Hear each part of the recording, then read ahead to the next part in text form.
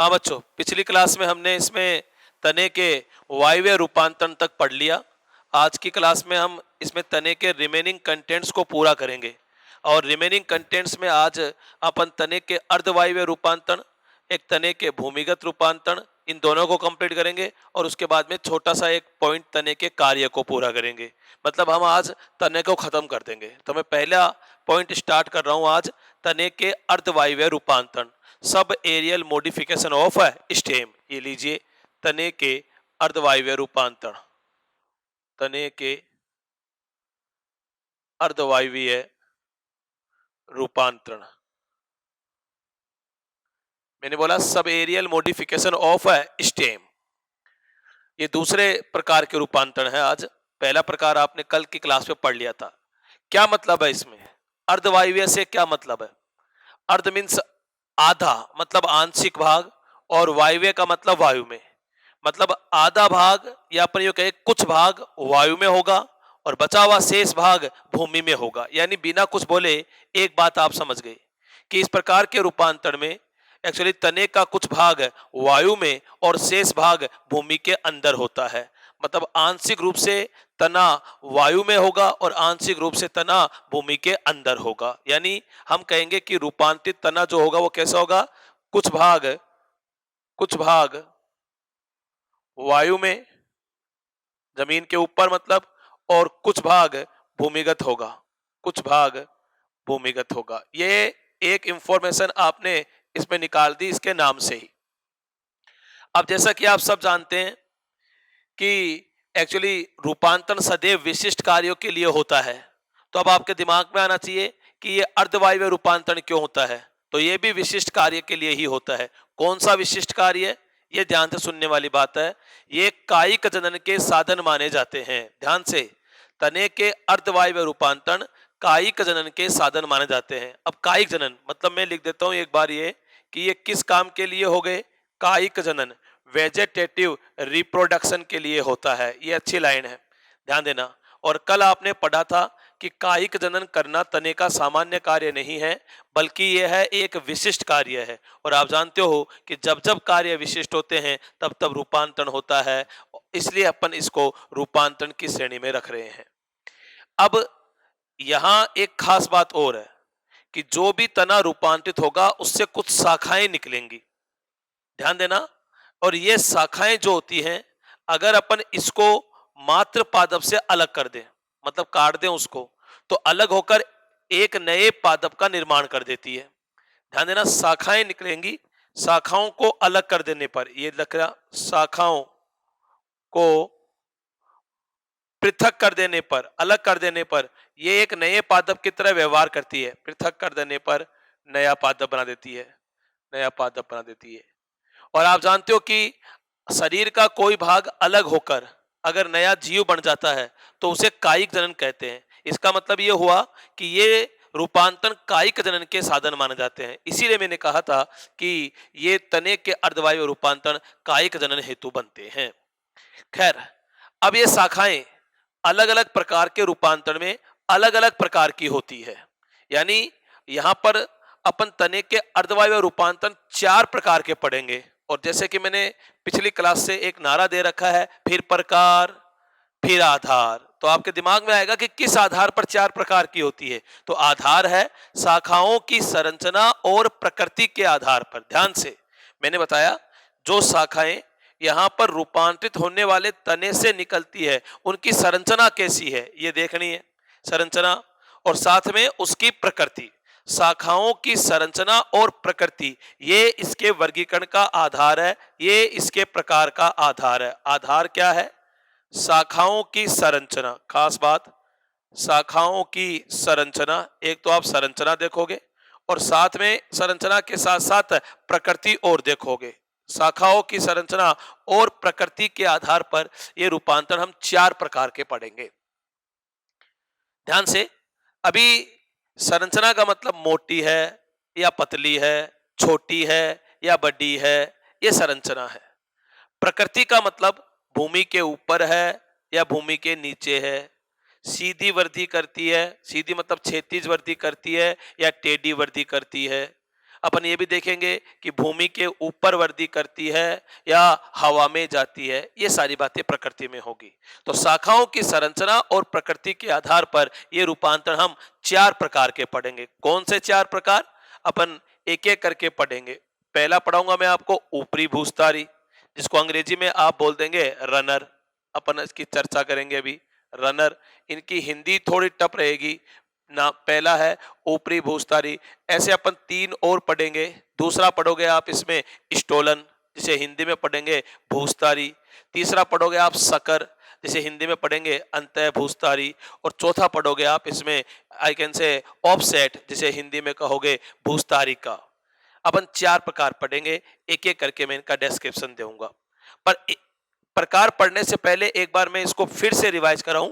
मैंने क्या पढ़ाया तने के अर्धवायवीय रूपांतरण में? मैंने यूं पढ़ाया कि इस प्रकार के रूपांतरण में तने का कुछ भाग भूमि के ऊपर और शेष भाग भूमि के अंदर होता है। बोर्ड पे लिखा।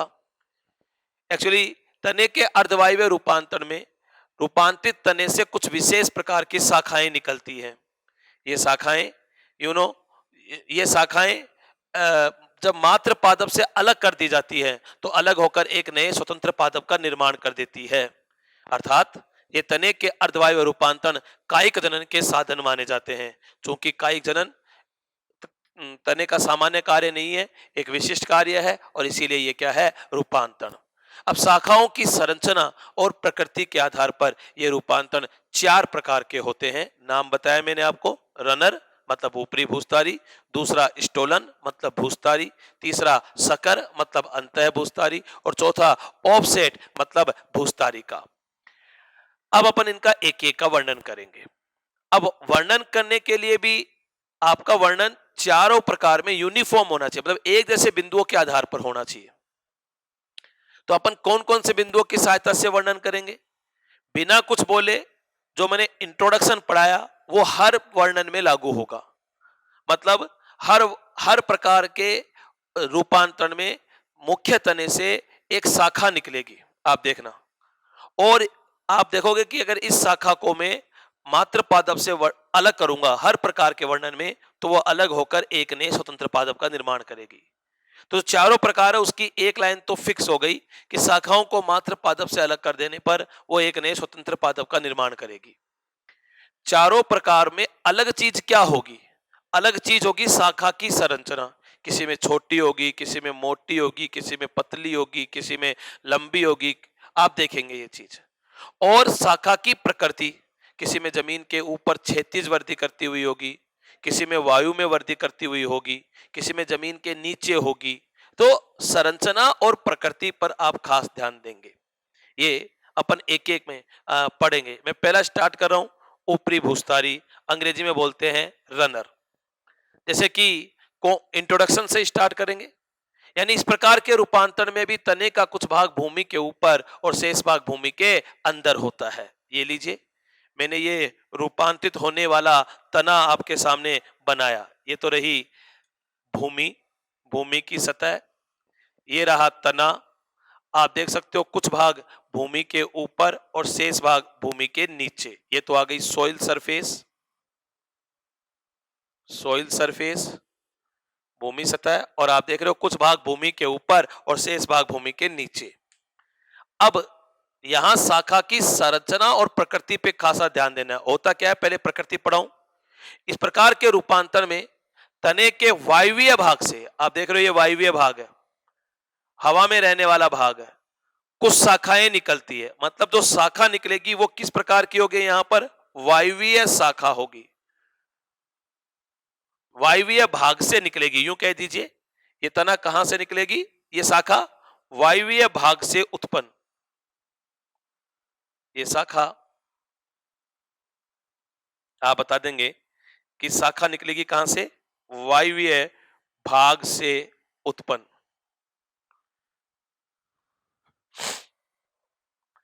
इस प्रकार के रूपांतरण में तने के वायवीय भाग से कुछ शाखाएं निकलती हैं जो भूमि सतह पर रेंगती हुई वृद्धि करती है। ये देखिए,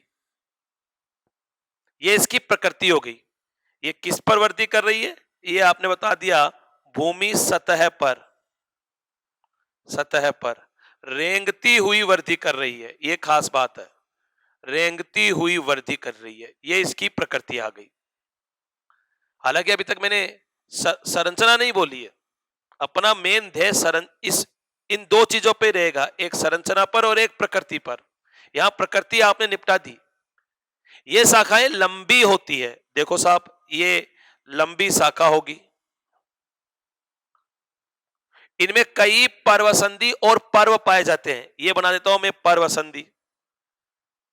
ये देखो कई सारी, लंबी होगी तो कई सारी पर्वसंधि है, कई सारे पर्व होंगे। कई पर्वसंधि और लंबे पर्व होंगे। यहां पर कई पर्वसंधि व लंबे पर्व आप देख रहे हो। यानी पूरी बात ये हो गई, अभी तक संरचना और प्रकृति की चीजें आपने कर दी। एक खास बात और है, यहां जो पर्वसंधि होगी उसके निचले सिरे से अपस्थानिक जड़ें निकलती है। आप जानते हो अपस्थानिक जड़ें, मूलांकुर को छोड़कर अन्य किसी स्थान से निकलने वाली जड़ें होती है। ये यहां पर पर्वसंधि से निकल रही है, इसलिए ये अपस्थानिक जड़ें आ जाएंगी। और ये पर्वसंधि के निचले सिरे से निकल रही है। और पर्वसंधि के ऊपरी सिरे से वायवीय भाग प्ररोह उत्पन्न होता है। ये देखो ऊपर की ओर प्ररोह उत्पन्न आ गया। ये देखो ऊपर की ओर प्ररोह, प्ररोह में वायव्य भाग आ जाता है। इसी शाखा को अपन रनर मतलब ऊपरी भूस्तारी कहते हैं। यानी पूरी बात मैंने यूं पढ़ाया कि इस प्रकार के रूपांतर में तने का कुछ भाग भूमि के ऊपर, शेष भाग भूमि के नीचे होता है। यहां तने के वायव्य भाग से शाखाएं निकलती हैं जो भूमि सतह पर रेंगती हुई वृद्धि करती हैं। इन शाखाओं में कई पर्वसंधियां और लंबे लंबे पर्व पाए जाते हैं। पर्वसंधियों के निचले सिरे से अपस्थानिक जड़ें और इसके ऊपरी सिरे से वायव्य प्ररोह निकलती हैं। ये संरचना और प्रकृति हो गई। और एक बात वही, यदि इस शाखा को मात्र पादप से काटकर अलग कर दिया जाए तो अलग होकर यह एक स्वतंत्र पादप का निर्माण कर देती है। आप देख रहे हो भाई, जीने के लिए दो चीजें चाहिए किसी भी पादप को, भोजन मतलब अपने गांव की भाषा में रोटी, और जल मतलब पानी। जब रोटी और पानी की व्यवस्था हो जाएगी तो नया पौधा बन जाएगा। आपने देखा, अगर आपने इस शाखा को काटा, मान लीजिए यहां से काट दिया, मात्र पादप से अलग कर दिया, तो आप देख सकते हो कि पानी की व्यवस्था करने के लिए यहां अपस्थानिक जड़ें हैं और भोजन की व्यवस्था करने के लिए यहां वायवीय प्ररोह है। तो अनडाउटली यह शाखा अलग होकर एक नए स्वतंत्र पादप का निर्माण कर देगी। और अगर इस शाखा के भी कल को टुकड़े हो जाएं तो हर टुकड़ा भी एक नए पादप की तरह व्यवहार करेगा, क्योंकि हर के पास अपनी खुद की जड़ है और अपने हर के पास अपनी खुद की प्ररोह है। तो यह शाखा यदि मात्र पादप से अलग कर दी जाए तो अलग होकर एक नए स्वतंत्र पादप का निर्माण कर देती है। इसी कई पर्वसंधि लंबे पर्व युक्त भूमि सतह पर रेंगती हुई शाखा को रनर कहते हैं, ऊपरी भूस्तारी कहते हैं, जो आप देख रहे हो। डायग्राम आपके एनसीईआरटी में भी एक डायग्राम बना हुआ है, सेम सा ही डायग्राम है। पैकेज में, थ्योरी नोट्स में यही डायग्राम लगा हुआ आएगा। अब इसके एग्जांपल्स आपको याद करने हैं। इसके कई सारे एग्जांपल्स हैं, मैं मुख्य मुख्य लिखूंगा। जैसे पहला एग्जांपल आप क्या जाएगा इसमें, दूब घास, ये आ गया दूब घास, बॉटनिकल नाम इसका आपके साइनोडोन डेक्टाइलोन बॉटनिकल नाम होता है। दूब घास को केवल घास भी लिखा जा सकता है। अपन दूसरा लिख सकते हैं इसमें ऑक्जेलिस, खट्टी बुट्टी जिसे आप बोलते हो, उसमें भी यही होता है। तीसरा आप इसमें बोल सकते हो, अपन बोलते हैं सेंटेला एशियाटिका, ब्राह्मी बुट्टी जिसे आप बोलते हो, उसमें भी यही होता है। और बोल सकते हैं अपन, ये याद करने के लिए है, स्ट्रॉबेरी, उसमें भी यही माना जाता है, स्ट्रॉबेरी में भी यही माना जाता है। बहुत सारे एग्जाम्पल्स आप और भी बोल सकते हो, पर ये एग्जाम्पल याद करने हैं। ये मैंने पहला पढ़ाया आपको, ऊपरी भूस्तारी। अब अपन दूसरा पढ़ लेते हैं। दूसरा अपन इसी ऑर्डर में पढ़ेंगे जिस ऑर्डर में अपन ने पहला पढ़ा है। अंतर दूसरे में केवल संरचना की, केवल शाखा की संरचना और उसकी प्रकृति में ही आएगा।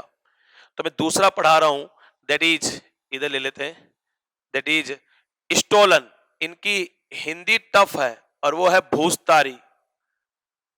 वो था ऊपरी भूस्तारी, ये है केवल भूस्तारी। अब ये क्या होता है? पहली बात वही, इस प्रकार के रूपांतर में भी तने का कुछ भाग भूमि के ऊपर और शेष भाग भूमि के नीचे होता है। ये देख सकते हो, ये मैंने सॉइल सरफेस मानी है, ये रही सॉइल सरफेस। कुछ भाग आप देख सकते हो भूमि के ऊपर है और शेष भाग भूमि के नीचे है, आपको दिखाई दे रहा है। क्या होगा, यहां तने के वायवीय भाग से शाखा उत्पन्न होती है। अभी तक सिमिलर बात आ रही है, शाखा वायवीय भाग से निकलेगी, वायवीय भाग से शाखा उत्पन्न होगी, से शाखा उत्पन्न। पर शाखा की संरचना और प्रकृति बाकी प्रकारों से अलग होगी। क्या खास बात है, यहां तने के वायवीय भाग में भूमि के निकट वाले भाग से कुछ वायवीय शाखाएं निकलती है। ये शाखाएं कुछ दूरी तक हवा में जाती है। ये देखो, पहले वाले में भूमि सतह पर थी, यहां पर यह शाखा कुछ दूरी तक वायु में वृद्धि करती है। ये देखो हवा में जा रही है और फिर एक चाप की तरह मुड़कर भूमि को स्पर्श कर लेती है। चाप आपने प्रकार से खूब काटे, ऐसे ही करता है चाप। यानी यहां पर यह शाखा चाप की तरह से वृद्धि करेगी, पहले हवा में जाएगी और फिर मुड़कर भूमि सतह को स्पर्श कर लेगी। अब इस शाखा का जो भाग भूमि को स्पर्श करता है उससे नीचे की ओर अपस्थानिक जड़ें और ऊपर की ओर वायवीय प्ररोह विकसित हो जाती है। ये देखिए, आप देख रहे हैं। अब वही बात, यदि इस शाखा को भी पितृ पादप से अलग कर दिया जाए, मातृ पादप से अलग कर दिया जाए, तो यह भी अलग होकर एक स्वतंत्र पादप का निर्माण कर देती है। भाई स्वतंत्र पादप को जीने के लिए रोटी और पानी चाहिए, भोजन और जल चाहिए। भोजन के लिए प्ररोह है और जल के लिए अपस्थानिक जड़ें। इसी शाखा को अपन भूस्तारी कहते हैं।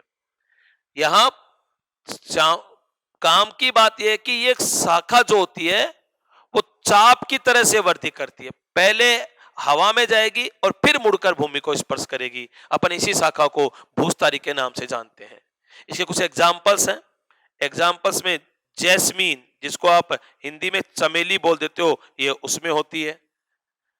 और एक ये कंट्रोवर्शियल एग्जाम्पल है दूसरा, मिंट। ये मिंट, पुदीना जिसे आप बोल देते हो, ये उसमें होती है। देखो, ये एग्जाम्पल्स अलग अलग बुक्स में अलग अलग तरह के होते हैं। अब ये आपकी श्रद्धा है कि आप अपने टीचर को प्रीफर करते हो या बुक को प्रीफर करते हो। मैंने मिंट में आपको भूस्तारी बताया है, आपको याद ही रखना है। खैर, ये स्टोलन आपका पूरा हो गया है। अब अपन तीसरा पढ़ लेते हैं। तीसरा अपन जो पढ़ेंगे उसका नाम आ जाएगा यहां पर सकर। सकर मतलब बोले तो हिंदी में अंतः भूस्तारी। दिमाग से सोचिए कि शाखा कहां कहां निकल सकती है। भाई या तो जमीन पर जाएगी रेंगती हुई, या जमीन के ऊपर जाएगी हवा में। आपने रेंगती हुई भी पढ़ ली है, आपने हवा में भी पढ़ ली है। इसका मतलब जमीन के ऊपर का खेल तो हो गया है खत्म। अब तो फिर अब शाखा कहां जाएगी, वही देखने की बात है। तो अपन वो तीसरा पढ़ रहे हैं और वो आ जाएगा सकर। सकर की हिंदी होती है अंतः भूस्तारी। अब देखने की बात है कि यहां क्या होगा। वही पहली बात तो कि इस प्रकार के रूपांतर में तने का कुछ भाग, मुख्य तने का कुछ भाग भूमि के ऊपर और शेष भाग भूमि के नीचे होता है। ये तो होना ही था, अर्धवायवीय रूपांतरण है। अब काम की बात, यहां तने के भूमिगत भाग से शाखा निकलती है। यह खास बात है। जमीन के ऊपर का खेल खत्म हो गया, तने के भूमिगत भाग से शाखा निकलती है। भूमिगत भाग से शाखा उत्पन्न होती है। शाखा की प्रकृति क्या होगी वो देखने की बात है। यह शाखा पहले कुछ दूरी तक क्षैतिज वृद्धि करती है, पहले क्षैतिज भूमि के अंदर। ये देखो सीधी जाएगी, पहले सीधी होती है और बाद में तिर्यक वृद्धि करती हुई अंततः भूमि सतह के ऊपर आ जाती है। आप देख सकते हो शाखा की प्रकृति बताई।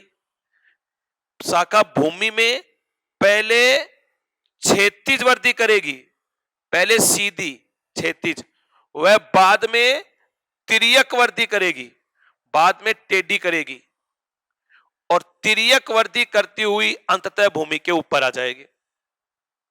शाखा पर कई पर्वसंधियां होती है, कई सारे पर्व होते हैं। पर्व संधियों से अपस्थानिक जड़ निकल जाती है, ये जड़ निकल गई। और इस शाखा का जो भाग भूमि के संपर्क में आता है या भूमि से ऊपर आता है उससे वायवीय प्ररोह बनती है। ये देखो, ये वायवीय प्ररोह बन गई। आगे वही बात, यदि इस शाखा को काट दीजिए आप, मात्र पादप से अलग कर देंगे तो अनडाउटली यह शाखा भी एक नए पादप का निर्माण करेगी। नया पादप जीने के लिए भोजन चाहिए, उसके लिए प्ररोह है। जीने के लिए जल चाहिए, उसके लिए अपस्थानिक जड़ें हैं। तो यहां पर जड़ से जल की व्यवस्था हो गई, प्ररोह से भोजन की व्यवस्था हो गई, तो अनडाउटली ये कटा हुआ भाग भी एक नए स्वतंत्र पादप का निर्माण कर देगा। अर्थात ये शाखा भी क्या कहलाती है, ये शाखा भी कायिक जनन का साधन होता है। और यही भूमिगत शाखा जो पहले क्षैतिज और बाद में तिर्यक वृद्धि करती है वो अंतः भूस्तारी कहलाते हैं। चित्र मैंने बनाया, एग्जाम्पल्स तो लर्न ही करने पड़ेंगे। इसके दो एग्जाम्पल आपको याद करने हैं। पहला पाइनएप्पल, जिसे आप हिंदी में अनानास बोल देते हैं, और दूसरा एक और क्राइसएंथीमम, जिसको आप क्राइसएंथीमम बॉटेनिकल नाम है, और इसको गुलदाउदी के नाम से जानते हैं। अपन किस नाम जानते हैं? गुलदाउदी। इन दोनों में ये आप शकर को देखोगे। आप देख रहे हो सबकी शाखा की संरचना और प्रकृति अलग अलग आ रही है। चौथा एक और पढ़ लेते हैं, और वो आ जाती है भूस्तारिका। अब कुछ लोग जो दिमाग लगा के पढ़ रहे हैं वो सोच रहे हैं कि सर अब आप फंस गए हो। कैसे? कि सर आपको जमीन के ऊपर जो करना था वो आपने कर लिया। आपने जमीन के ऊपर दो पढ़ दिए थे, एक रनर ऊपरी भूस्तारी और एक स्टोलन भूस्तारी। और सर आपने जमीन के नीचे भी बता दिया सकर। तो जमीन के ऊपर या नीचे दोनों जगह बता दिया, तो अब जाओगे कहां आप? जबकि भी एक प्रकार बाकी है। तो कोई जरूरी नहीं कि रूपांतरण हमेशा भूमि के ऊपर या भूमि के नीचे ही हो। कभी कभी ये रूपांतरण, अर्धवायवीय रूपांतरण जल में भी हो जाते हैं। अभी एक केस बाकी है जल वाला, और वो है भूस्तारिका। यानी कि इस प्रकार का रूपांतरण जलीय पादपों में होता है। पहली बात तो जलीय पादपों में होता क्या है, इसमें ये जल बनाया मैंने, जल की सतह दिखाई आपके सामने।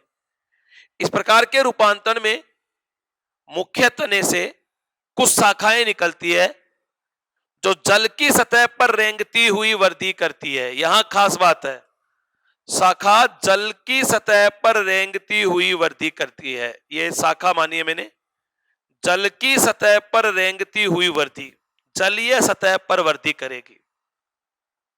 ये आ गई जलीय सतह पर वृद्धि। खास बात है, इस शाखा की लंबाई एक पर्व जितनी होती है, एक पर्व लंबी होती है। शाखा की लंबाई सीमित है, यहां पर एक पर्व लंबी शाखा, छोटी शाखा है। अब इस शाखा की आप देखो, मैंने लंबाई एक पर्व दिखाई है, दो पर्व संधियों के बीच का भाग पर्व कहलाता है। इसलिए मैंने इस चित्र में जो बोर्ड पर बना हुआ है भूस्तारिका का, उसमें दो ही पर्व संधि दिखाई है।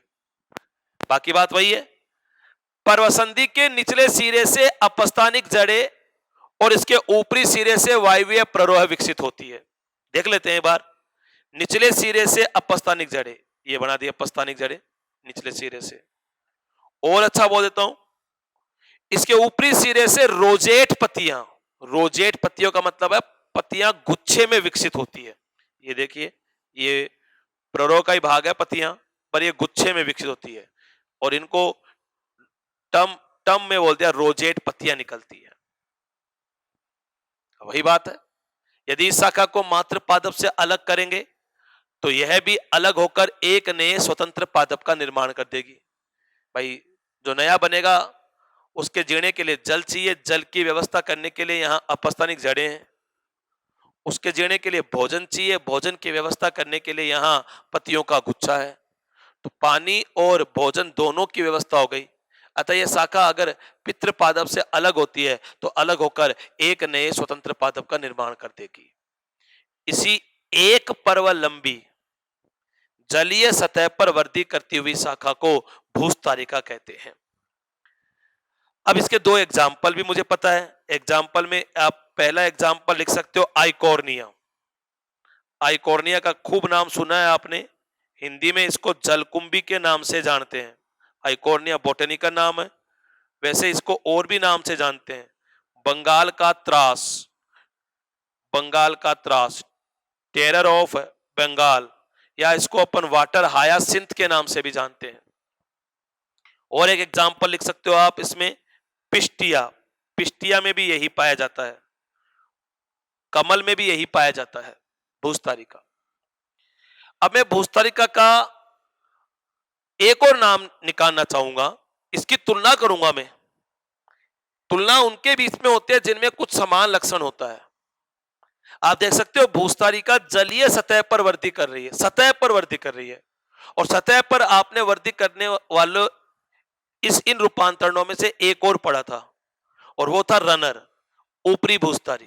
ध्यान देना, ऊपरी भूस्तारी, लेकिन वो भूमि की सतह पर वृद्धि कर रहा था और ये जल की सतह पर वृद्धि कर रही है।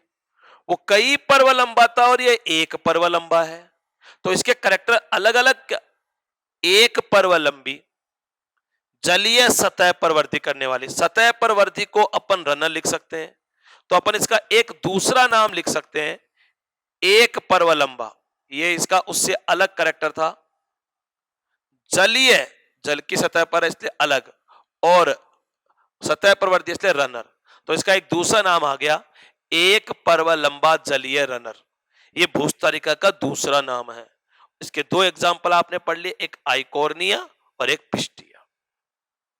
ये लो साहब, ये आपने तने के अर्धवायवीय रूपांतरण पढ़ दिए।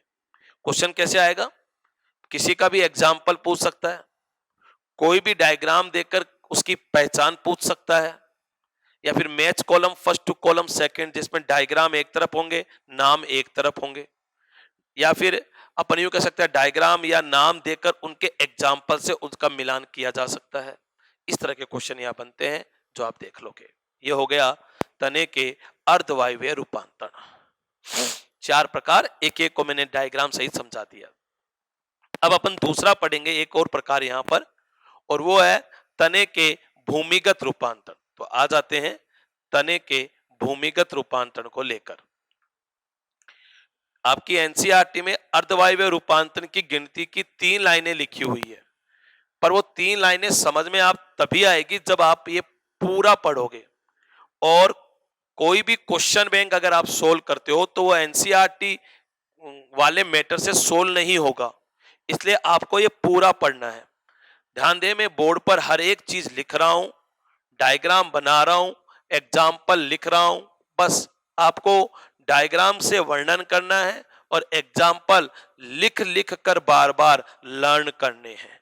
अपन तीसरा प्रकार लेके आ जाते हैं, और वो है तने के भूमिगत रूपांतरण। यहां लिख देता हूं मैं, भूमिगत रूपांतरण, अंडरग्राउंड मॉडिफिकेशन ऑफ स्टेम।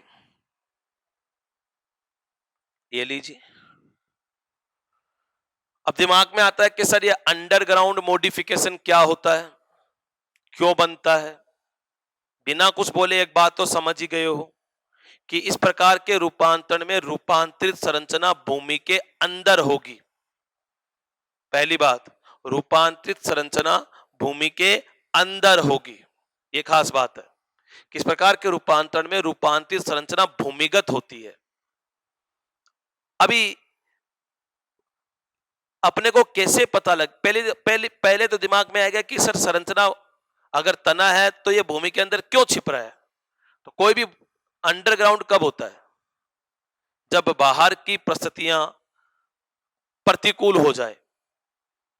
जैसे मान लीजिए तापमान बढ़ गया, ऑक्सीजन कम हो गई, या यूं बोल दीजिए परभक्षी बढ़ गए, खाने पीने वाले शाकाहारी जंतु ज्यादा आ गए पौधों के आसपास, तो उसको चढ़ जाएंगे माई के लाल जमीन के ऊपर रात हो। तो उसको अपने आप को इनसे बचाना है। तो बचाने के लिए अपन भी तो कहते हैं ना कि फलाना व्यक्ति अंडरग्राउंड हो गया, छुप गया, तो ये भी अंडरग्राउंड हो गया। यानी इस प्रकार के रूपांतरण चिरकालिता के साधन माने जाते हैं। चिरकालिता मतलब अपन कह सकते हैं लंबे समय तक जीने का साधन, चिरकालिता के साधन होते हैं ये। प्रतिकूल परिस्थितियों को गुजारने का साधन माने जाते हैं ये। हालांकि इस प्रकार के रूपांतरण खाद्य पदार्थों का संचय भी करते हैं और कायिक जनन में भी भाग लेते हैं। मतलब दो और काम करते हैं ये क्या करते हैं? खाद्य पदार्थों का संचय भी करेंगे, खाद्य पदार्थों का संचय भी करेंगे और साथ में ये कायिक जनन के साधन भी माने जाते हैं। कायिक जनन के साधन, ये तीन कामों के लिए भूमिगत रूपांतरण। बिना कुछ बोले इतना समझ गए हो आप कि इस प्रकार के रूपांतरण में रूपांतरित संरचना भूमि के अंदर होती है। एक बात, ये रूपांतरण मुख्यतः चिरकालिता के साधन होते हैं, ये खाद्य पदार्थों का संचय भी करते हैं और ये कायिक जनन के साधन भी माने जाते हैं। मतलब आप देखोगे कि यहां पर भी अगर रूपांतरित संरचना का कोई भाग काटकर अगर अपन भूमि में लगाएं तो वो भी एक नए स्वतंत्र पादप का निर्माण करने की क्षमता रखता है। इसलिए मैंने बताया कि ये साधन कायिक, ये रूपांतरण कायिक जनन के साधन भी माने जाते हैं। पर आपके दिमाग में एक बात चल रही है, सर आपने कहा था कि तना प्राय वायवीय भाग होता है और आज आप कह रहे हो कि ये तना जो रूपांतरित होगा वो भूमि के अंदर चला जाएगा। तो सर भूमि के अंदर तो जड़ होती है सामान्यतया। अब हम जब उस भूमि के अंदर वाले भाग को देखेंगे, जैसे आप भूमिगत तना बता रहे हो, तो हमें कैसे पता लगेगा कि ये जड़ है, क्योंकि जड़ भूमि के अंदर रहती है, या ये भूमिगत तना है? मतलब भूमिगत तने का जड़ से विभेदन कैसे करेंगे, ये खास बात है। तो भूमिगत तने का जड़ से विभेदन अपन कई लक्षणों के आधार पर कर सकते हैं। मैं लिख रहा हूं, भूमिगत तने का जड़ से विभेदन। भूमिगत तने का जड़ से विभेदन मतलब इन दोनों में अंतर क्या है? भूमिगत तने का ऐसा कौन सा लक्षण है जिसके आधार पर आप इसके जड़ से विभेदन करोगे? तो पहली बात, मैंने कहा था कल वाली क्लास में कि तना चाहे कहीं भी हो, चाहे वो जमीन के ऊपर हो चाहे वो जमीन के नीचे हो, अगर वो तना है तो उस पर सदैव पर्वसंधि और पर्व, कलिकाएं, पत्तियां ये पाए जाएंगी। तो यहां वही बात है कि भूमिगत अगर संरचना तना है तो उस पर पर्वसंधि पाई जाएगी, प्लस पर्वसंधि, और अगर जड़ होगा तो उस पर पर्वसंधि नहीं होगी, प्लस पर्व। जड़ होगा तो उस पर पर्व नहीं होगा। तो पर्वसंधि और पर्व की उपस्थिति के आधार पर यहां पर सल्की पर्ण प्लस सल्की पर्ण। सल्की पर्ण का मतलब होता है पतली पतली झिल्ली नुमा पत्तियां पाई जाती है। पत्तियां भी तने पर ही होती है। अगर भूमिगत संरचना पर पर्वसंधि है, पर्व है, सल्की पर्ण है, कलिका की उपस्थिति है, ध्यान देना किसकी उपस्थिति? कलिका की उपस्थिति, तो 100% वह भूमिगत संरचना तना है। और भी अपन कह सकते हैं मूल रोम और मूल गोप की अनुपस्थिति। भाई मूल रोम शब्द ही कह रहा है जड़ पे होंगे। मूल गोप आपने पढ़ रखा है, आप जानते हो जड़ पे होते हैं। अगर ये दोनों इस पे नहीं है, अनुपस्थिति बोल रहा हूं, तो ये जड़ नहीं है, ये तना है। यानी एक और बोल सकते हैं मूल रोम और मूल गोप की अनुपस्थिति। मूल रोम व मूल गोप की अनुपस्थिति, ये लक्षण अगर किसी भी भूमिगत संरचना में है तो वो भूमिगत तना माना जाएगा। ध्यान देना, यानी अपन ये कह सकते हैं कि हम भूमिगत तने का जड़ से विभेदन निम्नांकित लक्षणों के आधार पर कर सकते हैं। पर्वसंधि और पर्व की उपस्थिति के आधार पर, सल्की पर्ण की उपस्थिति के आधार पर, कलिका की उपस्थिति के आधार पर, मूल रोम और मूल गोप की अनुपस्थिति के आधार पर। अब हालांकि भूमिगत तने और जड़ में कुछ समानता भी होती है, क्योंकि दोनों ही भूमिगत है और भूमिगत भागों में कभी भी पर्णहरित नहीं बनता, तो दोनों में पर्णहरित का अभाव होना एक समानता है जड़ और भूमिगत तने में। और इस काम की सुनने की बात है, भूमिगत तने पर भी पुष्प नहीं पाए जाते हैं। ध्यान देना, तने पर पुष्प हो सकते हैं, तना बोल रहा हूं मैं, तने का मतलब वायवीय भाग से ही होता है। लेकिन अगर मैं स्पेसिफिक करके बोल रहा हूं भूमिगत तना, तो आप बोलोगे भूमिगत तने पर पुष्प नहीं पाए जाते। यानी इसकी जड़ से समानता क्या है? जड़ से समानता, तो बता दिया दोनों में ही पर्णहरित नहीं है, माइनस पर्णहरित, और दोनों में ही पुष्प नहीं है, माइनस पुष्प। मैं फिर बोल रहा हूं, भूमिगत तने पर पुष्प नहीं होते हैं। खैर, अब ये खाद्य पदार्थों का संचय करेगा तो ये फूलेगा, ये आपने जड़ में भी पढ़ा था। और ये आप जानते हो भी कि कोई भी संरचना अगर किसी चीज का संचय करेगी तो वो फूलेगी, और फूल कर विभिन्न आकृतियां ग्रहण कर लेता है। अब काम की बात, इस आकृति और प्रकृति के आधार पर ये भूमिगत रूपांतरण 4 प्रकार के पढ़ोगे। फिर प्रकार, मन में एक नारा बोला, फिर आधार। किस आधार पर? भूमिगत तने की संरचना कैसी है और उसकी प्रकृति कैसी है। संरचना और प्रकृति के आधार पर, मैं यहां लिख देता हूं, किसके आधार पर? संरचना और प्रकृति के आधार पर यह रूपांतरण 4 प्रकार के होते हैं।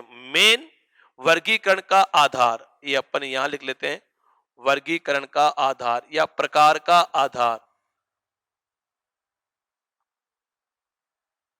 और अच्छा बोलता हूं, भूमिगत तने की आकृति और प्रकृति, और अच्छा ले लेते हैं। आकृति मतलब फूला तो फूल कर उसने कौन सी आकृति ली, और साथ में उसकी प्रकृति, ये इसके वर्गीकरण का आधार है।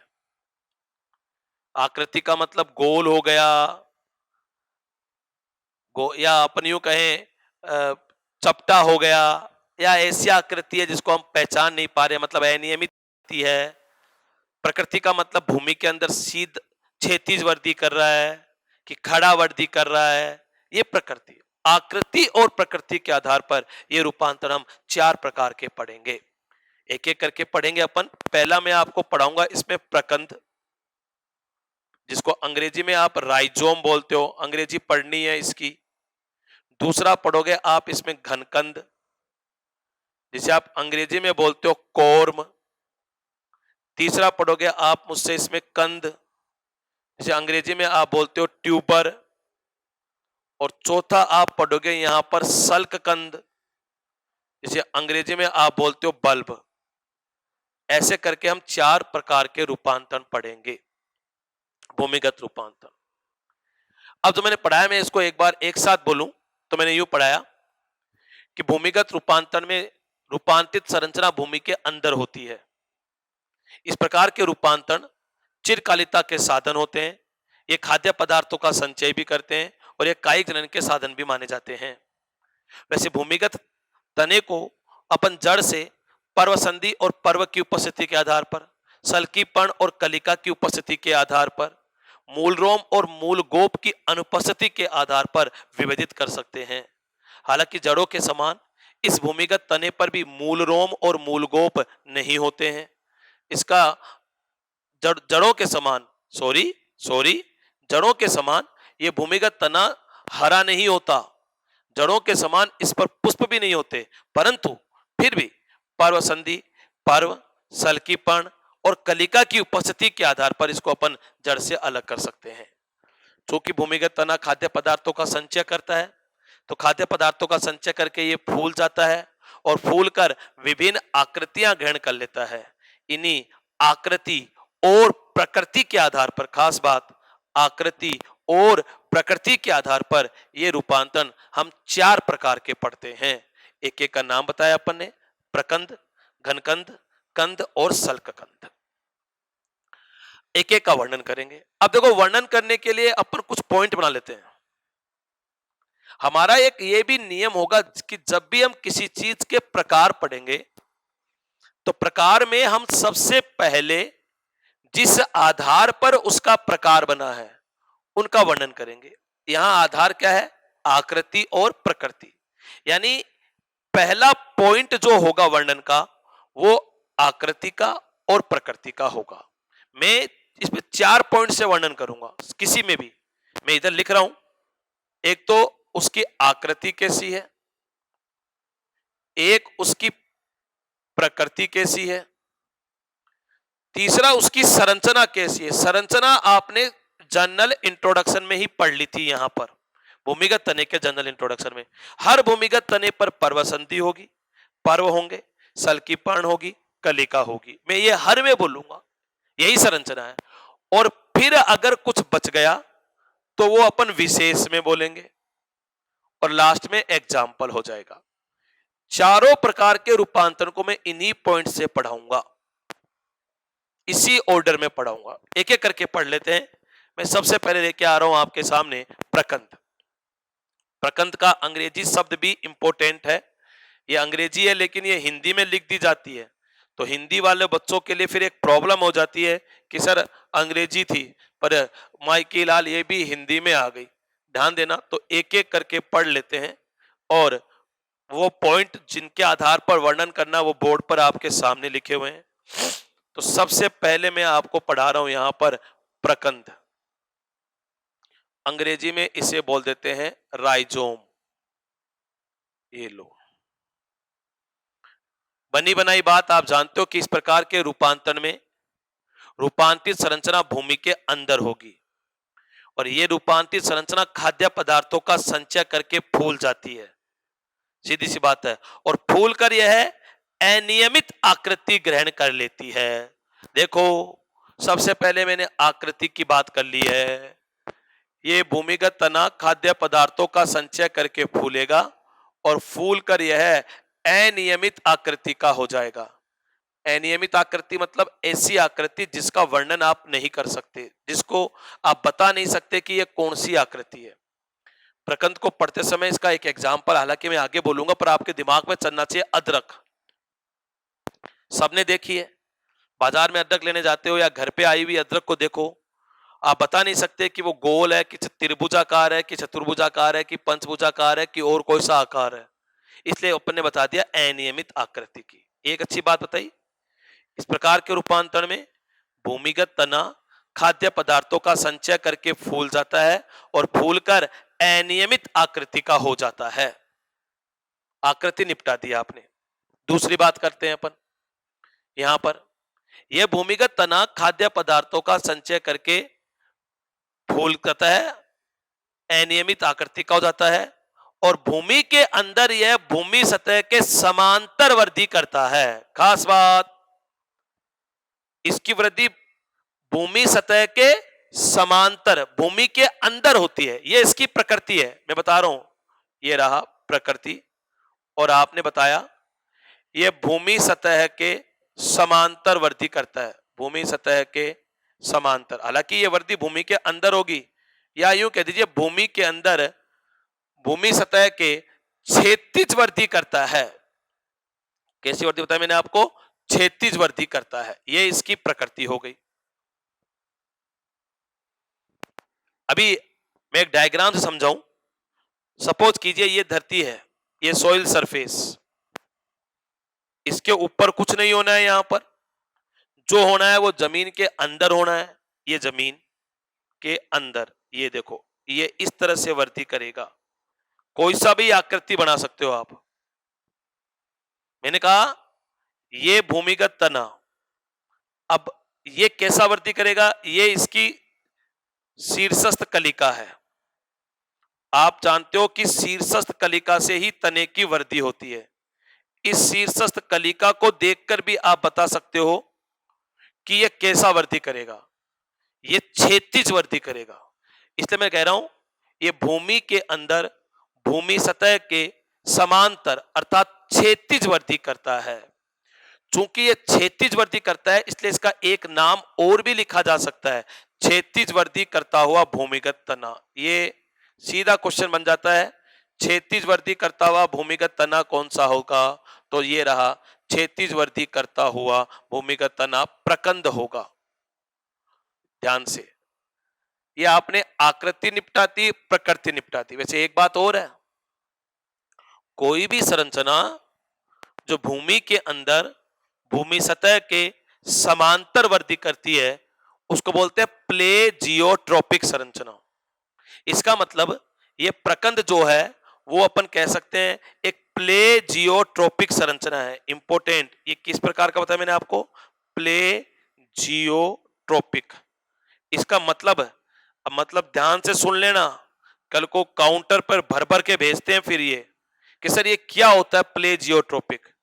जियोट्रोपिक का मतलब है भूमि के अंदर और प्ले का मतलब है समांतर। तो चूंकि ये भूमि के अंदर भूमि सतह के समांतर वृद्धि कर रहा है, क्षैतिज वृद्धि कर रहा है, इसलिए इसको प्ले जियोट्रोपिक बोल देते हैं। अभी तक आपने आकृति निपटाई, प्रकृति निपटाई, संरचना ये तो आपने इंट्रोडक्शन में ही पढ़ ली थी, जब भूमिगत तने का इंट्रोडक्शन पढ़ा था। वही क्या संरचना है, इस प्रकार के रूपांतरण में भूमिगत तने पर कई कई पर्वसंधियां पाई जाती है। ये देखो, ये जो नीली रेखा मैं बना रहा हूं, ये पर्वसंधि है। अदरक आपने सबने देखी है, अदरक पर आपको ऐसी धारियां दिखाई देती है, वो उसकी पर्वसंधियां हैं। यहाँ पर्वसंधियां एक दूसरे के पास होती हैं और आप जानते हो दो पर्वसंधियों के बीच का भाग पर्व कहलाता है। तो जब यहाँ पर्वसंधियां हैं तो यहाँ पर पर्व भी है। ध्यान देना, पर्व छोटे छोटे होते हैं। ये पर्वसंधियों के बीच का भाग पर्व है और पर्व कैसे होंगे, छोटे होते हैं। यहाँ पर मैंने बताया पर्व छोटे, यहाँ पर कई पर्वसंधियां और छोटे छोटे पर्व पाए जाते हैं। ये मैंने बना दिया आपके सामने, कई पर्वसंधियां और छोटे छोटे पर्व। ये संरचना का एक बात आ गई। और पर्वसंधि आप जानते हो वह संरचना होती है जिससे पत्ती निकलती है, और पत्ती कौन सी बताई थी, सल्की पान। यहां पर सल्की पान भी होगी। आपने अदरक का छिलका देखा है, भूरे रंग का होता है, पतला होता है, झिल्ली नुमा होता है, वही उसकी सल्की पान है। और जहां पर्ण होती है वहां कलिका जरूर होती है। पढ़ा था पर्ण के कक्ष में कक्षस्थ कलिका होती है, तो यहाँ पर पर्ण है मतलब यहाँ कक्षस्थ कलिका भी होगी। ये देखिए, ये बना दी मैंने नीचे की तरफ कक्षस्थ कलिका। ये लीजिए, ये रही कक्षस्थ कलिका। तो आपने पर्वसंधि की उपस्थिति बता दी, आपने पर्व की उपस्थिति बता दी, सल की पर्ण की उपस्थिति बता दी, कलिकाओं की उपस्थिति बता दी। अब एक विशेष पॉइंट, ये देखो संरचना के बाद में विशेष, इस भूमिगत तने के निचले सिरे से अपस्थानिक जड़ें निकलती है। ये देखो, तने से निकल रही है, इसलिए ये जड़ कौन सी हो जाएगी, अपस्थानिक जड़ें। ये इसका एक खास बात है कि यहां पर अपस्थानिक जड़ पाई जाती है, प्लस अपस्थानिक जड़। बाकी एक बात वही है कि यदि इस भूमिगत तने को अपन काट लें, इसका कोई भी टुकड़ा काटें जिसमें कम से कम एक पर्वसंधि हो, और अगर उसको भूमि में लगा दें तो वह एक पर्वसंधि युक्त टुकड़ा अनुकूल परिस्थिति में वृद्धि कर कर एक नए स्वतंत्र पादप का निर्माण कर देता है। हम इसी भूमिगत तने को प्रकंद के नाम से जानते हैं। ये लीजिए, आपने आकृति, प्रकृति, संरचना, विशेष सब बोल दिया। एग्जाम्पल बाकी है भी, वो मैं अभी दोबारा करूं। यानी मैंने क्या पढ़ाया प्रकंद में, एक बार दोबारा से रिपीट करूं कि इस प्रकार के रूपांतर में भूमिगत तना खाद्य पदार्थों का संचय करके फूल जाता है और यह फूल कर अनियमित आकृति का हो जाता है। आकृति खत्म कर दिया आपने, अनियमित आकृति। आप बता सकते हो कि यह भूमिगत तना भूमि के अंदर भूमि सतह के समांतर या क्षैतिज वृद्धि करता है। चूंकि ये भूमि के अंदर भूमि सतह के समांतर या क्षैतिज वृद्धि करता है, इसलिए इसको प्लेजियोट्रोपिक संरचना मानते हैं और इसको क्षैतिज वृद्धि करता हुआ भूमिगत तना भी कह देते हैं। इस तने पर कई पर्वसंधियां, पर्व, सल्की पर्ण, कक्षस्थ कलिकाएं पाई जाती हैं। यहां तने के निचले सिरे पर अपस्थानिक जड़ें भी होती हैं।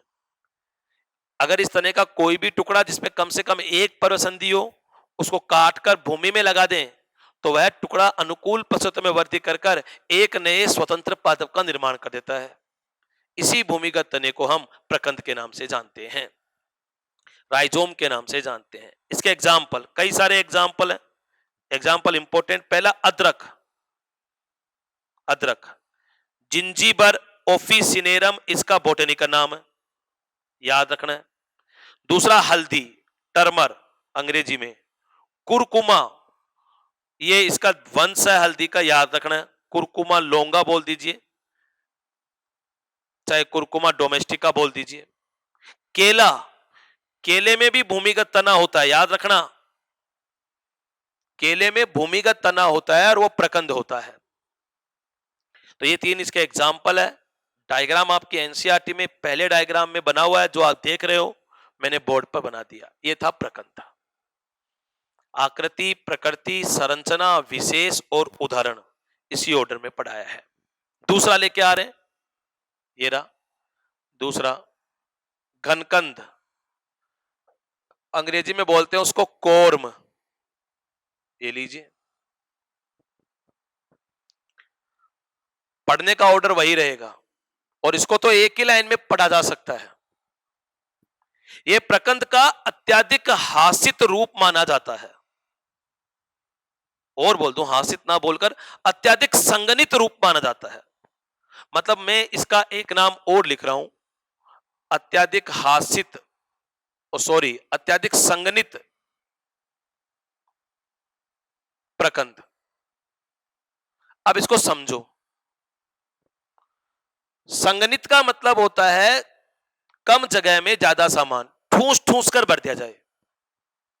अब जरा सोचो, यह प्रकंद था, अगर मैं इसको संगनित करूंगा मतलब मैं इसको दबाऊंगा। आप जरा इमेजिन करना, ये एक चपटी संरचना है जिसको मैं दबाऊंगा तो क्या होगा? अगर आप इसको दबाओगे तो इसके अंदर जो भी कुछ है वो पास पास आ जाएंगे। ये परसंधियां पास पास आने वाली है, और जब मैं इसको दबाऊंगा तो ये बीच में से फूल जाएगा, मतलब इसकी आकृति भी आ जाएगी। तो इस चीज से आपको पता लग गया कि ये प्रकंद का अत्यधिक संगनित रूप है। अब इसमें पढ़ने का वही ऑर्डर, सबसे पहले आकृति। आकृति भी आपने दबा के निकाल ली थी कि इस प्रकार के रूपांतरण में भूमिगत तना खाद्य पदार्थों का संचय करके फूल जाता है, और यह फूल कर लगभग गोलाकार आकृति का हो जाता है। ध्यान देना, मैं इसकी आकृति लिख रहा हूं और आपने इसकी आकृति बता दी है लगभग गोलाकार। एकदम से गोल नहीं होगा, लगभग गोल, लगभग गोलाकार। ये मिटा देता हूं, बिंदु याद रखना, लगभग गोलाकार आकृति का हो जाता है। चित्र से और अच्छा समझ में आ जाएगा। अगर मैं इसको देखूं तो ये कुछ ऐसा सा हो जाएगा। इमेजिन कीजिए, इसको दबाया प्रकंद को तो बीच में से फूल गया और अपने दोनों सिरों से लगभग चपटा। ये देखिए, इसलिए मैंने लगभग गोलाकार बताया। आप बताओगे पार्श्व में से गोल, पार्श्व साइड, साइड से गोल है और ऊपर तथा नीचे से चपटा है, तो यह भूमिगत तना खाद्य पदार्थों का संचय करके फूल जाता है। फूल कर यह लगभग गोलाकार आकृति का हो जाता है। वास्तव में यह पार्श्व में से गोल होता है और अपने दोनों सिरों से चपटा माना जाता है।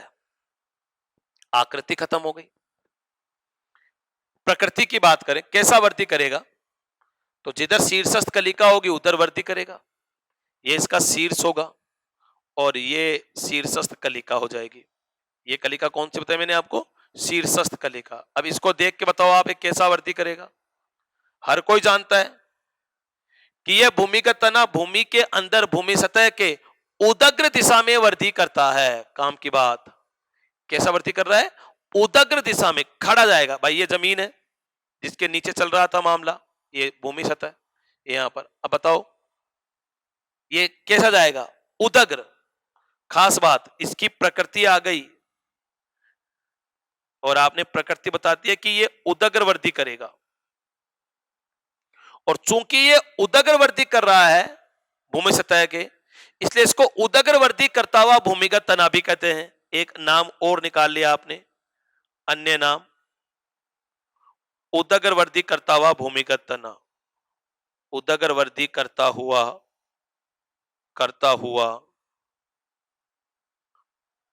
भूमिगत तना।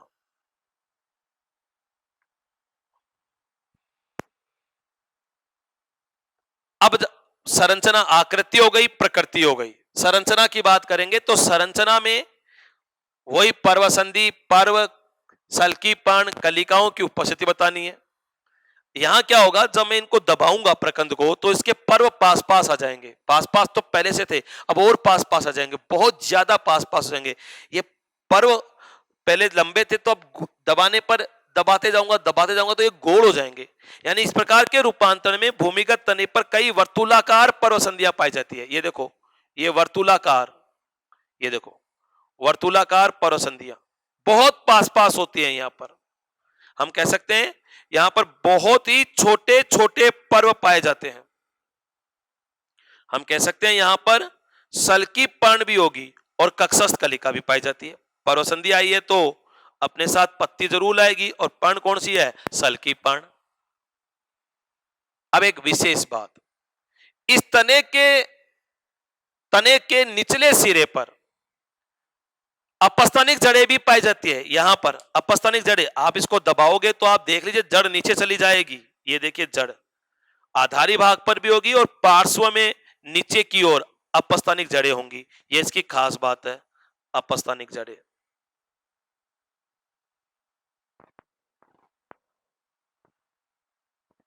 ऐसा अगर कोई तना है तो उसको घनकंद के नाम से जानते हैं।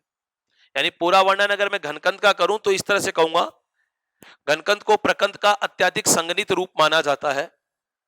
इस प्रकार के रूपांतरण में भूमिगत तना खाद्य पदार्थों का संचय करके फूल जाता है और यह फूलकर लगभग गोलाकार आकृति का हो जाता है। वास्तव में यह अपने पार्श्व में से गोल होता है, जबकि यह आधार तथा शीर्ष से चपटा होता है। यह तना भूमि के अंदर भूमि सतह के उदग्र दिशा में वृद्धि करता है। यह इंपॉर्टेंट पॉइंट है, इसलिए इसको उदग्र वृद्धि करता हुआ भूमिगत तना भी कहते हैं अपन। इस तने पर कई वर्तुलाकार पर्व संधियां और बहुत ही छोटे छोटे पर्व पाए जाते हैं। यहां सल्की पर्ण कक्षस्थ कलिका भी होती है। खास बात, इस तने के निचले सिरे पर और पार्श्व में भी नीचे की ओर अपस्थानिक जड़ें भी पाई जाती है। आगे की बात वही है, ध्यान देना कि अगर इस तने का भी कोई भाग जिसमें कम से कम एक अपस्थानिक जड़ हो, एक पर्व संधि हो, उसको काटकर भूमि में लगाएं तो वो भी वृद्धि कर एक नए स्वतंत्र पादप का निर्माण कर देता है। इसी तने को अपन घनकंद के नाम से जानते हैं। कई सारे एग्जाम्पल आप यहां ले सकते हो, जिसमें सबसे पहला एग्जाम्पल है अरबी। इंपोर्टेंट, अरबी जिसको बोटनी में कोलोकेशिया के नाम से जानते हैं, ये उसमें पाया जाता है। चित्र बना हुआ आपके एनसीईआरटी में देख रहे हो आप। इसके अलावा और एग्जाम्पल ले लें अपन, इसमें क्रोकस जिसको आप केसर के नाम से जानते हो, उसमें भी यही पाया जाता है। कोलचिकम, ये लिलियेसी कुल का पौधा है, वहां और पढ़ोगे आप, उसमें भी यही पाया जाता है। आप बता सकते हो इसमें ग्लेडियोलस, इसमें भी यही पाया जाता है, ग्लेडियोलस। आप बता सकते हो इसमें एमोरफेलस, उसमें भी यही पाया जाता है। जमीकंद, उसमें भी यही पाया जाता है। बहुत सारे एग्जाम्पल आप इसके लिख सकते हो। सबसे ज्यादा बढ़िया एग्जाम्पल अरबी का है, कोलोकेशिया, ये याद रखना है। कोलचिकम भी याद रखना है, केसर भी याद रखना है, क्रोकस, ये ज्यादा इंपॉर्टेंट एग्जाम्पल है। ये दूसरा रूपांतरण पढ़ लिया आपने, घनकंद।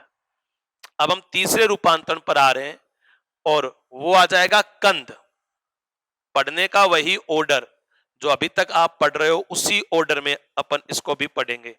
तो तीसरा रूपांतरण,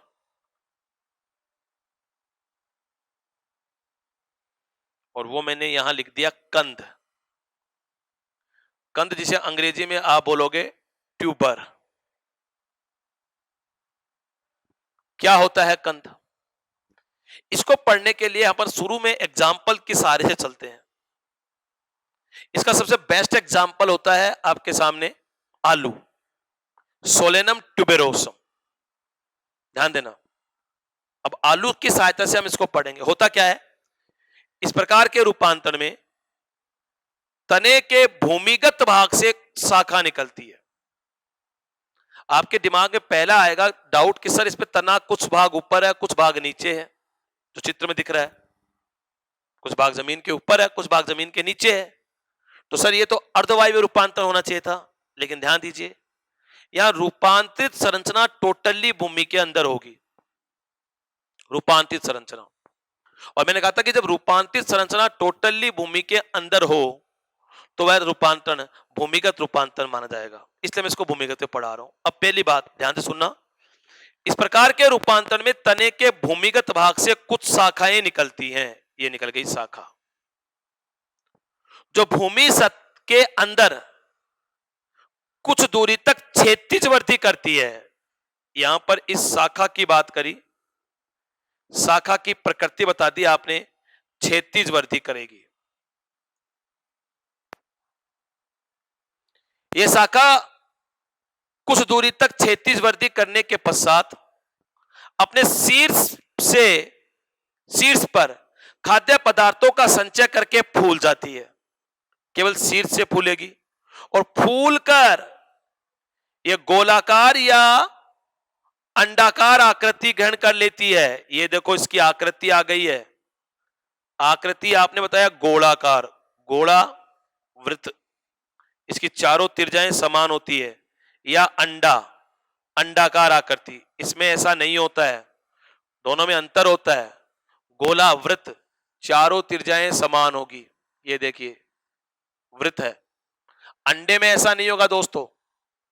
अंडा ऐसा होता है, जो मैंने बोर्ड बना रखा है, एक त्रिज्या छोटी होती है, एक त्रिज्या लंबी होती है। तो यह या तो गोलाकार या अंडाकार आकृति का हो जाता है। इसी गोलाकार या अंडाकार आकृति की फूली हुई संरचना को अपन कंद कहते हैं, और वह शाखा जिस पर यह कंद विकसित होता है उसको स्टोलन कहते हैं। यह याद करना, यह याद कर लेना, कंफ्यूजिंग है, याद रख लेना। पहला क्वेश्चन बन गया, कंद किन शाखाओं पर विकसित होते हैं? स्टोलन पर विकसित होते हैं। मैंने अभी तक यह पढ़ाया कि इस प्रकार के रूपांतर में तने के भूमिगत भाग से भूमि में कुछ शाखाएं निकलती हैं। ये शाखाएं भूमि में कुछ दूरी तक क्षैतिज वृद्धि करती हैं, और क्षैतिज वृद्धि करने के पश्चात ये अपने शीर्ष पर खाद्य पदार्थों का संचय करके फूलकर गोलाकार या अंडाकार आकृति की हो जाती है। इसी गोलाकार या अंडाकार आकृति की फूली हुई संरचना को अपन कंद के नाम से जानते हैं। अब खास बात, इस शाखा को जिस पर यह विकसित होता है उसको स्टोलन कहते हैं। अभी तक आपने आकृति पढ़ ली, एक तरह से प्रकृति भी पढ़ ली कि ये कंद कौन सी शाखाओं पर विकसित होते हैं। जो शाखा भूमि के अंदर क्षैतिज वृद्धि करती है उसके शीर्ष पर विकसित होते हैं। अब इस पर भी कई पर्वसंधियां, पर्व, कक्षस्थ कलिका, सल्की पर्ण पाए जाते हैं। आप देख रहे हो कि जो कंद होता है उस पर मैंने कई छोटे छोटे गर्त दिखाए हैं। ये देखिए, आलू सबने देखा है, उस पर ये गर्त होते हैं। इन छोटे छोटे गर्तों को आम बोलचाल की भाषा में आंखें कहते हैं। अब ये आंख क्या है? Important question. आंख वास्तव में कलिकाओं का क्षेत्र है। कलिकाओं का क्षेत्र। एक आंख में 1 से 3 कलिका होती है। एक खास बात है, क्वेश्चन आता है, 1 भी हो सकती है और 3 भी हो सकती है। अगर 1 है तो कक्षस्थ कलिका होगी। 1 है तो कौन सी कलिका बताई मैंने? कक्षस्थ कलिका। और अगर 3 है तो बची हुई 2, जो दूसरी है 2, वो सहायक कलिकाएं होंगी। अतिरिक्त कक्षस्थ कलिका जिन्हें आप कह देते हो। पर सहायक कलिका तभी होगी जब 1 से ज्यादा होगी। अगर केवल 1 ही है तो वो कौन सी होगी? कक्षस्थ कलिका होगी। तो मैंने कहा कि इस पर कई छोटे छोटे गर्त होते हैं जिन्हें आम बोलचाल की भाषा में आंखें कहते हैं। आंख कलिकाओं का क्षेत्र होता है, उसमें 1 से 3 कलिका होती है। अगर 1 है तो कक्षस्थ कलिका है, और 1 से ज्यादा है तो बची हुई सहायक कलिकाएं मानी जाती है। और कलिका जहां आ जाती है, कक्षस्थ कलिका जहां आ जाती है, वहां पर पर्वसंधि जरूर आती, वहां पर पत्तियां जरूर आती है। आलू का छिलका आप देख सकते हो, वो उसका पर्ण है, सल्की पर्ण है, और सल्की पर्ण है तो वहां पर पर्वसंधि भी है। तो जहां आंख है वहां पर्वसंधि भी है, और 2 आंख के बीच का भाग पर्व है। 2 आंख मतलब एक पर्वसंधि इस आंख की, एक पर्वसंधि इस आंख की, और इनके बीच का भाग, 2 पर्वसंधियों के बीच का भाग पर्व है। इसलिए मैं कह रहा हूं यहां पर सल्की पर्ण भी पाई जाती है, यहां पर पर्वसंधि भी होती है और पर्व भी होता है। यह संरचना। अब खास बात, कंद पर अपस्थानिक जड़ें नहीं पाई जाती। देखिए, अभी तक आपने घनकंद पढ़ा, प्रकंद पढ़ा, उन दोनों में अपस्थानिक जड़ें थी। यहां पर अपस्थानिक जड़ नहीं होती, इसलिए हम इसका एक और नाम लिखते हैं, इंपोर्टेंट, अपस्थानिक जड़ रहित भूमिगत तना। यह इसका वह लक्षण है जिसके आधार पर इसको अन्य भूमिगत तनों से आप अलग कर सकते हो। यह अपस्थानिक जड़ रहित होता है, इसमें अपस्थानिक जड़ें नहीं होती है। वैसे आप जानते हो कि इसके किसी भी आंख युक्त क्षेत्र को, जैसे कल को ये टुकड़ा काट लिया आपने, ये टुकड़ा काट लिया और उसको भूमि में लगा दिया तो अनुकूल परिस्थिति में वृद्धि कर यह एक नए भाग का निर्माण कर देता है। ध्यान देना, आलू की खेती इन्हीं आंख युक्त टुकड़ों को भूमि में बोकर की जाती है। टुकड़े में आंख जरूर होनी चाहिए, बिना आंख का टुकड़ा काम नहीं करेगा। टुकड़े में क्या होनी चाहिए? आंख होनी चाहिए। इसी रूपांतर को अपन कंद कहते हैं। एक बार मैं दोबारा पढ़ाऊं पूरा, यानी मैंने ये पढ़ाया कि इस प्रकार के रूपांतरण में मुख्य तने के भूमिगत भाग से भूमि में कुछ शाखाएं निकलती है जो भूमि में कुछ दूरी तक क्षैतिज वृद्धि करती हैं। ये क्षैतिज वृद्धि करती हुई शाखाएं केवल अपने शीर्ष से खाद्य पदार्थों का संचय करके फूलती है और ये फूले हुए भाग गोलाकार या अंडाकार आकृति के होते हैं। एक्चुअली इन फूले हुए भागों को ही अपन कंद कहते हैं और वह शाखा जिस पर यह कंद विकसित हो रहा है उसको अपन स्टोलन कहते हैं। हम ये भी कह सकते हैं कि इस पर फूले हुए भाग पर कई छोटे छोटे गर्त होते हैं। इन गर्तों को अपन सामान्य या आम बोलचाल की भाषा में आंख कहते हैं। मैंने कहा एक आंख में 1 से 3 कलिकाएं होती है। एक कलिका है तो वहां पर कक्षस्थ कलिका है और एक से ज्यादा है तो बची हुई सहायक कलिकाएं मानी जाती है। आंख में कक्षस्थ कलिका हमेशा होगी। जहां आंख होती है वहां पर्वसंधि होती है। दो आंखों के बीच की दूरी पर्व मानी जाती है, मतलब इस तने पर भी पर्वसंधि पर्वसल की पण पाई जाती है। सबसे बड़ी बात, कंद पर अपस्थानिक जड़ें नहीं होती है। यह अपस्थानिक जड़ रहित भूमिगत तना कहलाता है और अपस्थानिक जड़ का नहीं पाया जाना इस कंद का विभेदात्मक लक्षण होता है। यह उसका वह लक्षण होता है जिसके आधार पर इसको अन्य भूमिगत तनों से अलग किया जा सकता है। वैसे कंद की खेती, आलू की खेती स्पेशली इन आंख युक्त टुकड़ों को भूमि में बोकर की जाती है। अब इसके एग्जाम्पल तो मैं शुरू से ही बोलता जा रहा हूं। आलू बोले तो सोलेनम ट्यूबेरोसम इसका एक एग्जाम्पल आ गया। आलू, बोटनी का नाम सोलेनम ट्यूबेरोसम। दूसरा एग्जाम्पल हाथी चूक, ये आप याद रखें, हाथी चूक कंपोजिटी कुल का पौधा है। आलू सोलेनम ट्यूबेरोसम याद रखें। ये 2 एग्जाम्पल है। चित्र दिखाए गए हैं आपके एनसीईआरटी में। एक आलू का चित्र दिखाया गया जो आप देख सकते हो। पैकेज में या नोट्स में आपके सामने चित्र और आ जाएंगे। आंख अगर आप चित्र में ध्यान से देखोगे पैकेज में तो आप देखो उसमें 3 कलिकाएं दिखाई जा रही है। एक कक्षस्थ कलिका है और 2 सहायक कलिका है। अगर क्वेश्चन में आए आंख क्या होती है, सपोज करो उसमें कक्षस्थ कलिका एक ऑप्शन में है, सहायक कलिका दूसरे ऑप्शन में है और कहीं पर भी उपरोक्त दोनों नहीं लिखा है। दोनों में से अगर एक को चुनना है तो 101% आंख में कौन सी कलिका बताई मैंने? कक्षस्थ कलिका। उसको आपको टिक करके आना है। खैर, यह आपका कंद समाप्त हो गया।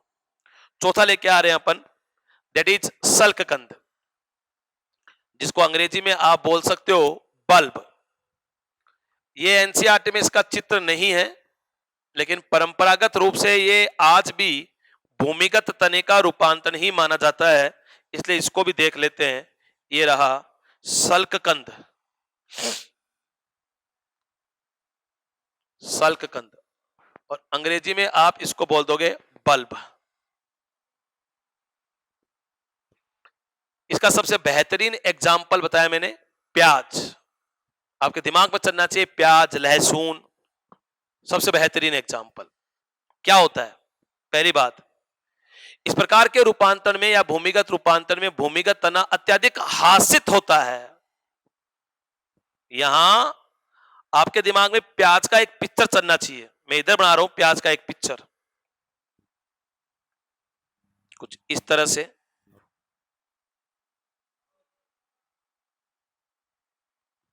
ये रहा भूमिगत तना जो मैंने नीली रेखा से बनाया है। ये है यहां भूमिगत तना, देखो बिल्कुल छोटा है। अगर आप प्याज को देखते हो तो उस पर एक भूरे रंग की संरचना होती है, वही भूरे रंग की संरचना तना है, पर यह अत्यधिक हासित होता है, बहुत छोटा होता है, इसलिए हम इसको एक और नाम से जानते हैं, अत्यधिक हासित भूमिगत तना। अत्यधिक हासित भूमिगत तना, जैसा कि आप देख सकते हो। यानी मैंने कहा कि इस प्रकार के रूपांतरण में भूमिगत तना अत्यधिक हासित होता है। यह प्राय चपटा होता है, आकृति आ रही है चपटा, सामान्यतः डिस्क की आकृति का होता है, डिस्क या चपटा बताया मैंने आपको। ये इसकी आकृति हो गई। इस भूमिगत तने के ऊपरी सिरे से, आप देख रहे हो, ऊपरी सिरे से पत्तियां विकसित होती हैं। ये पत्तियां हैं जिनको मैं काली रेखा से बना रहा हूं, ये देखिए, सल्की पर्ण विकसित होती है, ये देखिए, और इसके निचले सिरे से अपस्तनिक जड़ें विकसित होती है। गौर से देखिए, यहां पर भी अपस्तनिक जड़ें हैं। मैंने अभी अभी कंद पढ़ाया था, केवल उसमें अपस्तनिक जड़ नहीं है, बाकी आपने प्रकंद में देखी थी, घनकंद में देख ली थी, अब आप सल्ककंद में भी देख रहे हो अपस्तनिक जड़ यहां पर भी है, जो इसके निचले सिरे पर है, प्लस अपस्तनिक जड़ें, ये देखो, और ऊपरी सिरे से सल्की पर्ण निकलती है, जो आप देख ही रहे हो। यहां पर सल्की पर्ण खाद्य पदार्थों का संचय करके मोटी और मांसल हो जाती है। यह खास बात, सल्की पर्ण मांसल हो जाती है। यहां पर सल्की पर्ण मांसल, सल्की पर्ण पूरी तो मांसल नहीं होती।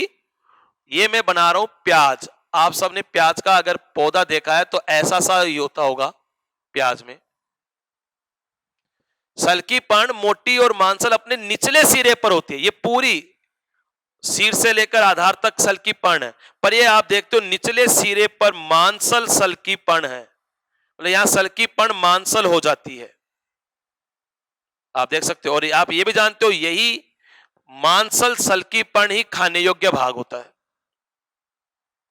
और पर्ण तो कक्षस्थ कलिका होगी, और इसके सेंटर में ये शीर्षस्थ कलिका भी है, शीर्षस्थ कलिका। अगर कोई इस प्रकार का तना है तो उसको अपन बल्ब के नाम से जानते हैं। यानी पूरी बात मैंने यूं पढ़ाई कि इस प्रकार के रूपांतरण में भूमिगत तना अत्यधिक हासित होता है। यह प्राय डिस्क या चपटी आकृति का होता है। इस भूमिगत तने के निचले सिरे पर अपस्तनिक जड़ें पाई जाती है, जबकि इसके ऊपरी सिरे से सल्की पर्ण निकलती है। सल्की पर्ण के निचले सिरे, केवल निचले सिरे, खाद्य पदार्थों का संचय करके मोटे और मांसल हो जाते हैं। यहां पर शीर्षस्थ कलिका भी होती है, कक्षस्थ कलिका भी पाई जाती है। अगर कोई इस प्रकार का रूपांतरण है तो उसे सल्ककंद के नाम से जानते हैं। अब ये सल्ककंद भी आप दो प्रकार का पढ़ोगे। यहां पर जो ये सल्की पर्ण लगी हुई है उनकी व्यवस्था के आधार पर अपन दो प्रकार का पढ़ेंगे। एक तो अपन पढ़ेंगे इसमें, ध्यान देना, सरल सल्की पर्ण, सरल सल्ककंद, और एक पढ़ोगे आप इसमें आइगन से, एक तो अपन पढ़ लेते हैं सल्ककंद के प्रकार, मैं लिखूं,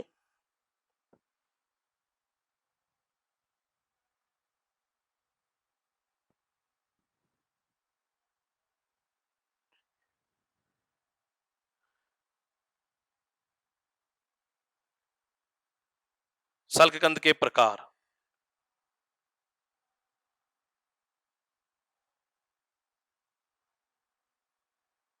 पढ़ेंगे हम। पहला पढ़ेंगे अपन इसमें ट्यूनिकेटेड, ट्यूनिकेटेड बल्ब, हिंदी में बोलते हैं इसको कंचुकित सल्ककंद। अब यहां क्या है, इसकी दो विशेषताएं हैं। यह ऐसा सल्ककंद होगा जिस पर ट्यूनिक मतलब कंचुकी पाई जाएगी, पहली बात, प्लस ट्यूनिक। यह क्या होता है ट्यूनिक? आपने प्याज का छिलका देखा है, लहसुन का छिलका देखा है, ये प्याज का छिलका ट्यूनिक है। शुष्क सल्की पर्ण, आप देखो छिलके की बात करिए मैंने, शुष्क सल्की पर्ण, तो इसमें शुष्क सल्की पर्ण यानी ट्यूनिक पाई जाएगी, एक बात। और दूसरी बात, ये सल्कीपण या सकेंद्रिक वृत्त के रूप में पाई जाती है। कैसे बताया मैंने आपको? सकेंद्रिक वृत्त, आप जानते हो ऐसे वृत्त जिनका केंद्र बिंदु एक ही होता है, सकेंद्रिक वृत्त कहलाते हैं। तो यहां पर सारी की सारी सल्कीपण जो होंगी वो सकेंद्रिक रूप से व्यवस्थित होंगी। सकेंद्रिक सल्कीपण मतलब इसमें आंतरिक सल्कीपण बाहरी सल्कीपण से पूरी तरह से ढकी हुई होगी। मैं यहां बनाऊं, जैसे ये छोटा बनाऊंगा, ये एक सल्कीपण, सेंटर सबका एक होगा, त्रिज्याएं अलग अलग होगी। तो जो अंदर वाली सल्कीपण होगी वो बाहरी सल्कीपण से पूरी तरह से ढकी हुई होगी, उसको अपन बोलते हैं ट्यूनिकेटेड। अब ये भी दो प्रकार का पढ़ोगे ट्यूनिकेटेड में, एक सरल सिंपल ट्यूनिकेटेड और एक संयुक्त। याद रखना, सरल वाला होता है प्याज में, इंपोर्टेंट एग्जाम्पल ट्यूलिप भी लिख सकते हो आप, इनमें सरल। और संयुक्त होता है लहसुन में, लहसुन एलियम सटाइवम उसका बोटेनिकल नाम। लहसुन में आप देख रहे हो कई सारे टुकड़े होते हैं, अपने गांव की भाषा में जिन्हें पोथी कहते हैं, पोथी, हर पोथी का अपना छिलका होता है, और फिर कई सारी पोथियां, कई सारी बल्बलेट्स आपस में मिलती है तब जाकर एक बनता है। तो कई टुकड़े जुड़ जुड़ कर एक बना रहे हैं, और जो कई संरचनाओं के जुड़ने से बनती है वो संयुक्त। तो संयुक्त पाया जाएगा लहसुन में और सरल पाया जाएगा प्याज और ट्यूलिप। खास बात है यहां ट्यूनिक होगी और सकेंद्रिक वृत्त के रूप में होगी।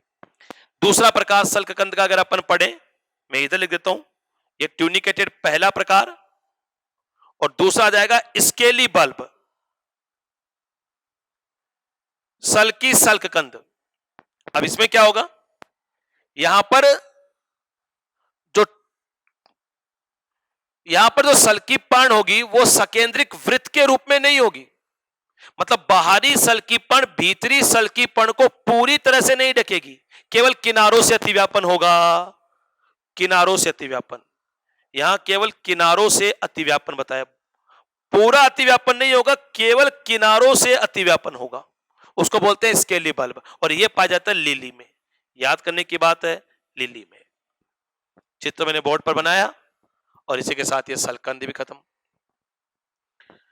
अपन ने तने के भूमिगत रूपांतरण चारों प्रकार के पढ़ लिए और एक ऑर्डर में पढ़ लिया। मैंने एक क्लास में हर प्रकार को 2 बार पढ़ाया है, आपको याद करना है, एग्जाम्पल्स याद करने हैं, डायग्राम्स देखने हैं, और इसी के साथ ये तने के भूमिगत रूपांतरण भी समाप्त हो गए।